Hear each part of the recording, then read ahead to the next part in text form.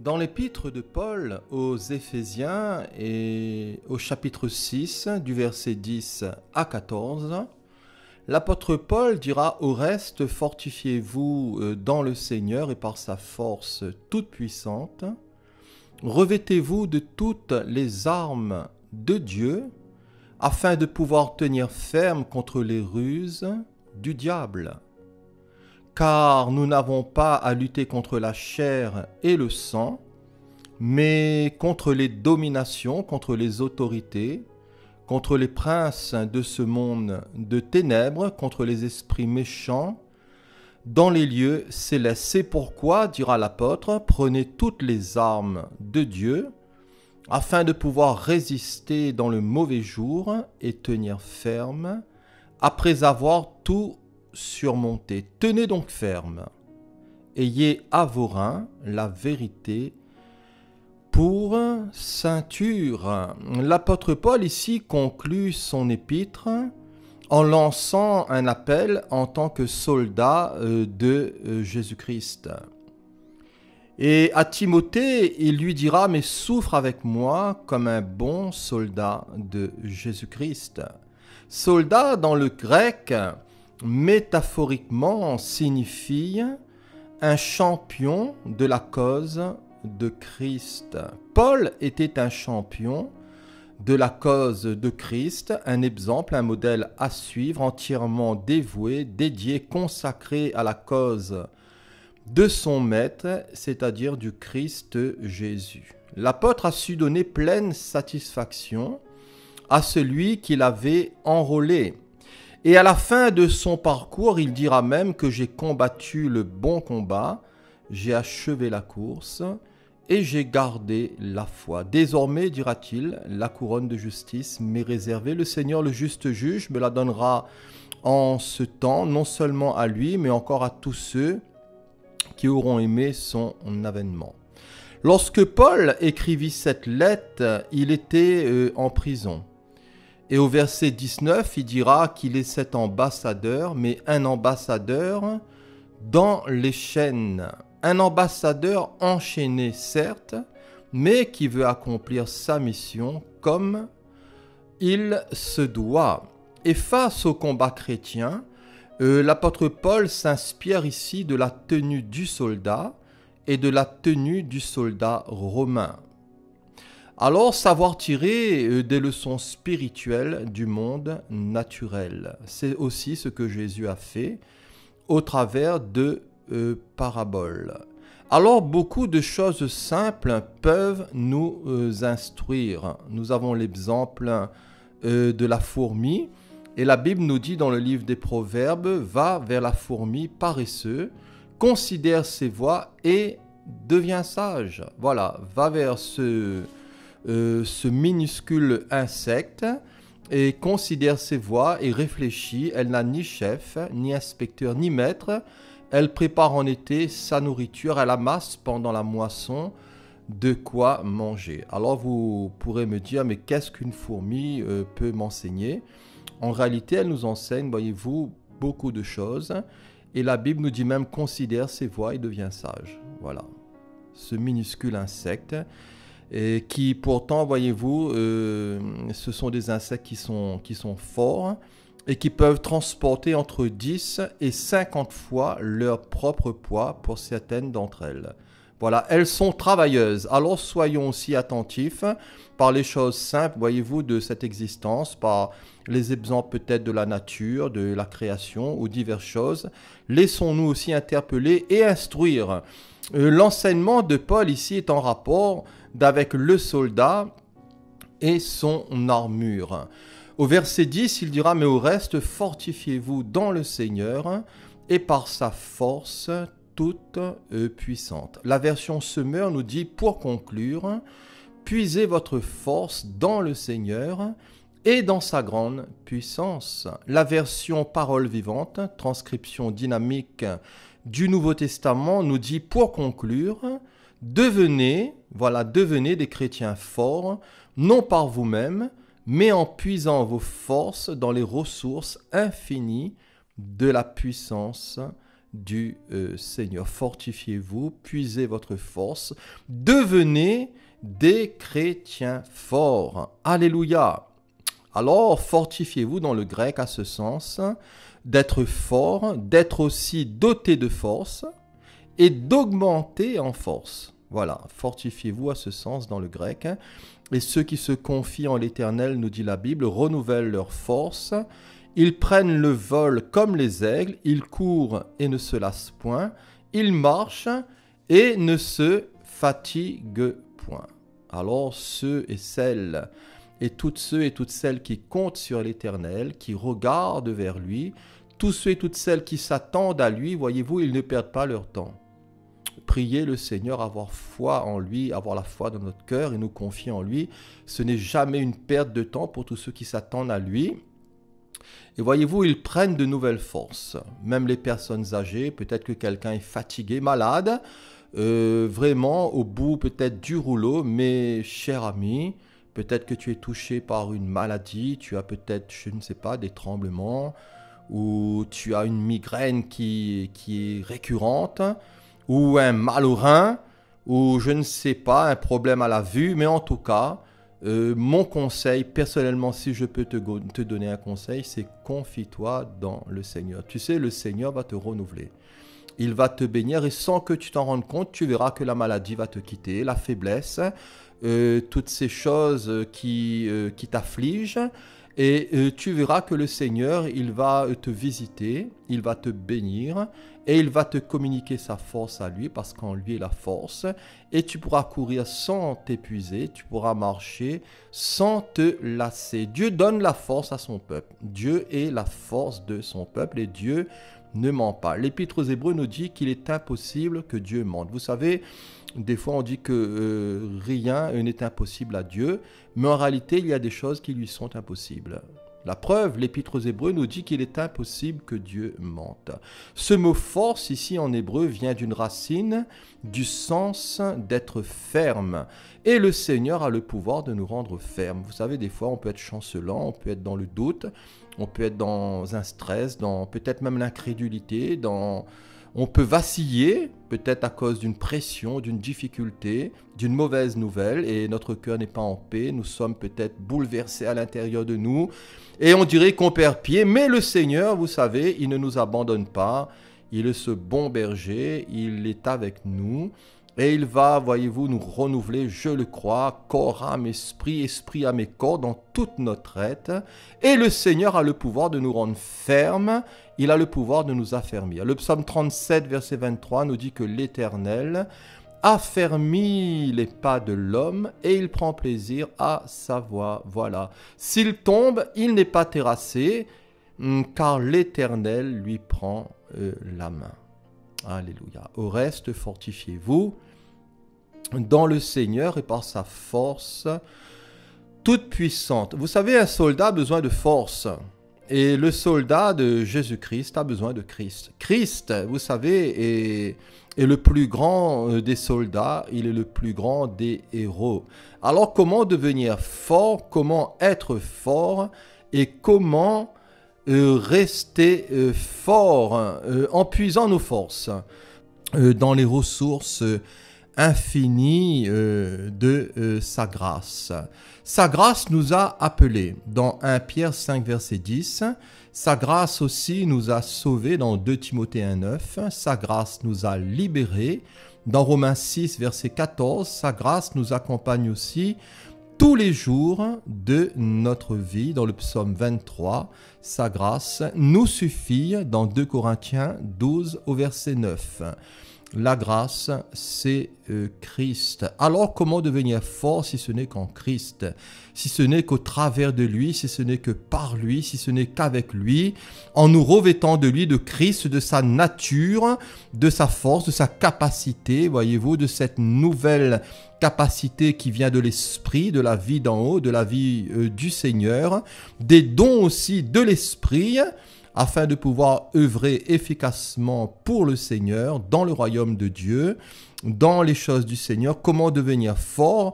Dans l'obéissance aussi de la foi, dans l'obéissance de la foi, au travers de ces 3 axes c'est-à-dire de l'écoute, de la prière et de l'action. Alors, comment devenir fort?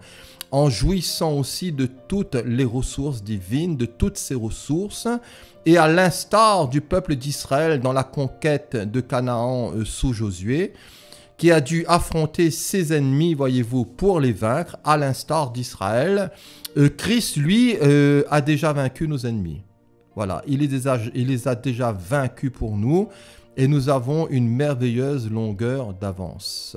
L'Épître aux Colossiens nous dit que vous avez tout pleinement en lui, c'est-à-dire dans le Christ Jésus, qui est le chef de toute domination et de toute autorité. Il a effacé l'acte dont les ordonnances nous condamnaient et subsistaient contre nous, et il l'a détruit en le clouant à la croix. Il a dépouillé les dominations et les autorités et les a livrées publiquement en spectacle en triomphant d'elles par la croix. Voilà, que cela est vraiment beau.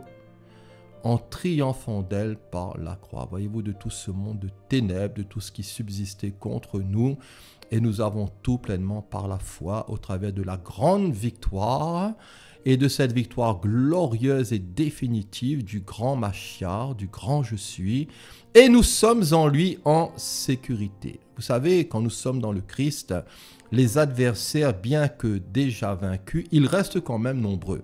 Vous savez, ils sont là pour essayer de nous impressionner, mais ils sont vaincus. Et l'apôtre, face au combat de la foi, dira que nous n'avons pas à lutter uniquement contre notre nature terrestre, ni contre de simples ennemis mortels, mais contre les puissances occultes, il est dit cela dans une autre version, contre une organisation spirituelle satanique, contre les dictateurs invisibles, qui dans les ténèbres veulent contrôler et veulent régir aussi notre monde, contre, voyez-vous, la légion des esprits démoniaques dans les sphères surnaturelles, véritable agent quartier général du mal. Alors, il y a ici tout un monde de ténèbres, et Satan n'est pas seul. Alors, nous aussi, ne restons pas seuls. Bien que nous ne devons jamais vivre dans la crainte des démons, mais de celle de Dieu, nous devons apprendre aussi à ne pas ignorer ses desseins. Et vous savez, toute armée intelligente doit aussi apprendre à connaître les stratégies de l'ennemi. Je ne vous apprends rien. Alors, quelques-unes des stratégies de l'ennemi, de Satan, de ses méthodes, vous savez, il se déguise en ange de lumière dans 2 Corinthiens 11, verset 14. Il a aussi ses sbires, ses suppôts, ses ministres, ses faux apôtres, ses faux ouvriers, des ouvriers trompeurs déguisés aussi en apôtres de Christ, des faux prophètes. Voyez-vous, de tous ceux et de toutes celles qui sont déguisés en ministres de justice, mais voyez-vous qui ne sont pas vraiment au service du Seigneur. Dans Matthieu 7, verset 15, il est dit « Gardez-vous des faux prophètes, ils viennent à vous en vêtements de brebis, mais au-dedans, voilà, à l'intérieur, ce sont des loups féroces, des loups ravisseurs, qui sont aussi en quête de proie. » Satan est aussi un menteur. Vous savez, dans ses stratégies, il est le père du mensonge, c'est un usurpateur, c'est un voleur, il se déguise, il déforme aussi la vérité, les Écritures, dans Matthieu 4, verset 6. Il crible aussi les serviteurs de Dieu, il s'oppose à la diffusion de l'Évangile. Vous trouvez cela dans Matthieu 13, verset 19. Une autre stratégie aussi de l'ennemi, c'est la calomnie. Voilà, c'est de salir les enfants de Dieu par la diffamation, par les propagations aussi de fausses rumeurs. Alors, face à un tel ennemi qui est déjà vaincu, endossons, voyez-vous, toute l'armure de Dieu, parce que nous avons quand même à persévérer, nous avons quand même à nous revêtir, nous avons quand même à rester maître de la place. Et l'utilisation de une ou de deux armes ne suffisent pas.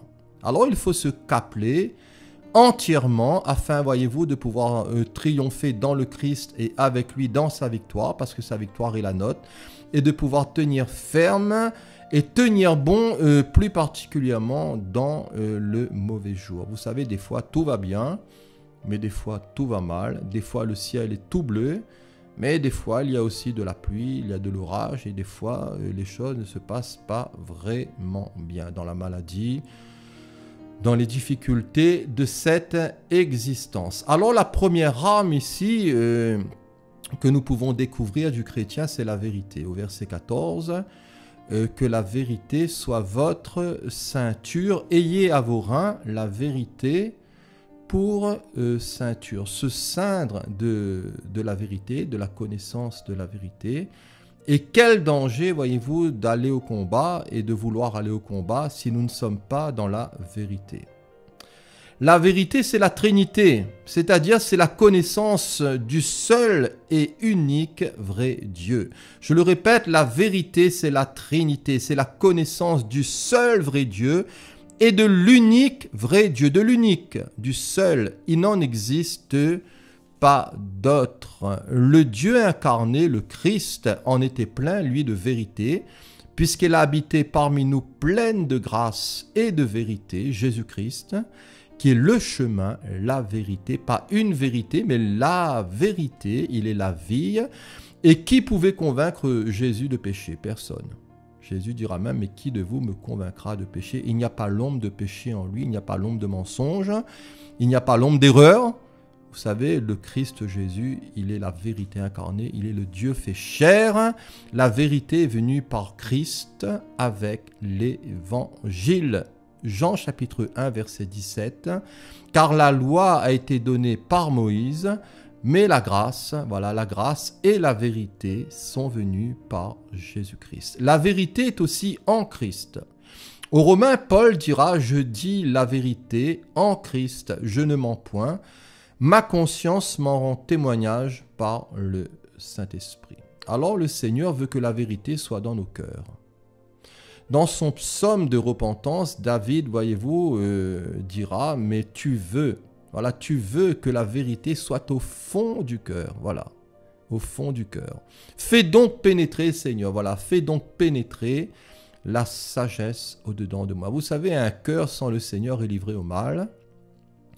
Un cœur non régénéré est livré, voyez-vous, à toutes les pulsions de la chair, à toutes les séductions. Voyez-vous, c'est un cœur qui est sans force, c'est un cœur enténébré, mais quand nous sommes sincères, honnêtes, quand nous venons vers le Seigneur nous change, il purifie nos cœurs du mal, de l'impiété, de l'injustice, de la souillure, de toute espèce de malice, et le Seigneur vient habiter nos cœurs par sa vérité, par sa parole, par son esprit qui est la vérité, et le Seigneur fait pénétrer la sagesse aussi au-dedans de nous, pour que sur cette terre, nous soyons lumière et que nous puissions marcher comme des enfants de lumière, de vérité, et que nous puissions surtout glorifier notre Père qui est dans les cieux.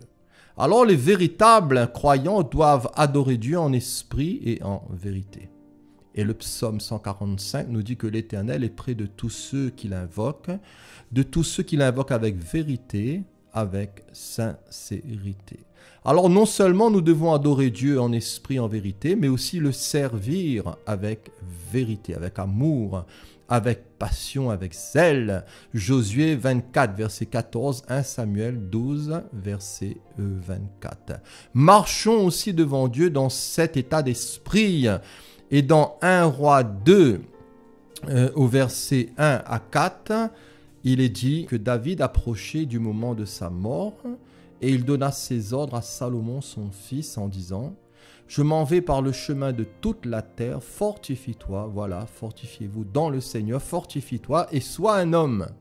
Observe les commandements de l'Éternel ton Dieu en marchant dans ses voies et en gardant ses lois, ses ordonnances, ses jugements, ses préceptes, selon ce qui est écrit dans la loi de Moïse, afin que tu réussisses dans tout ce que tu feras et partout où tu te tourneras. La vérité est aussi selon la piété, conforme, c'est-à-dire à une vie sainte, à une vie sanctifiée.